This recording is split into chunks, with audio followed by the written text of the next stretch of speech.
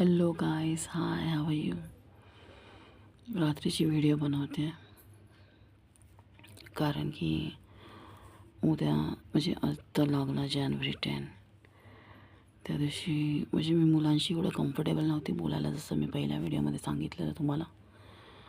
पण या दिवशी माझा एक फ्रेंड होता, तो वारलेला.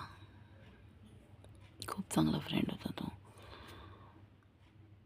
मला त्याची खूप आठवण येते, खूपच आठवण येते त्याची.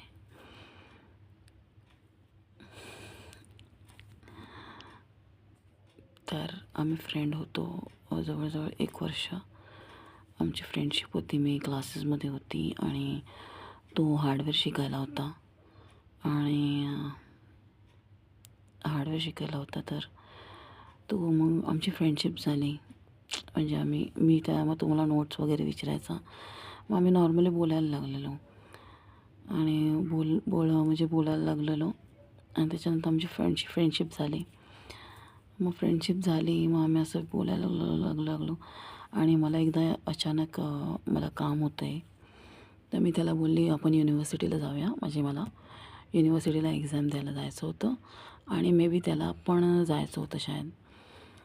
तर तो बोलला ठीक आहे. तर मी त्याला म्हणलं की ठीक आहे.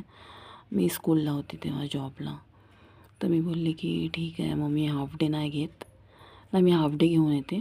मी त्याला सकाळी फोन केला. मी म्हणलं की हॅलो, तू येतो आहेस ना? तर तो बोलला हां येतो आहे मी. तर मी म्हणलं की ठीक आहे, ये मग. मग तो आला. सॉरी नाही तो त्याच्यानंतर मग मी बोलताना पण किती अटकते. त्याच्यानंतर मग काय झालं, मी त्याला फोन केला.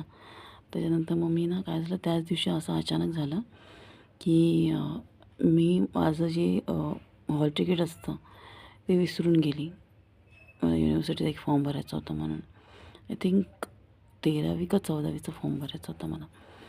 तर मग मी हॉल तिकीट 13वीचं शायद विसरलेली घरी. मग परत मी घरी गेली, परत आली. मी त्याला फोनवर फोन करते त्याच्या घरी. मग त्याचा फोन कोण उचलत होता आणि त्यावेळेला 2010ची ही बात आहे. त्यावेळेला व्हॉट्सॲप पण निघाला नव्हता.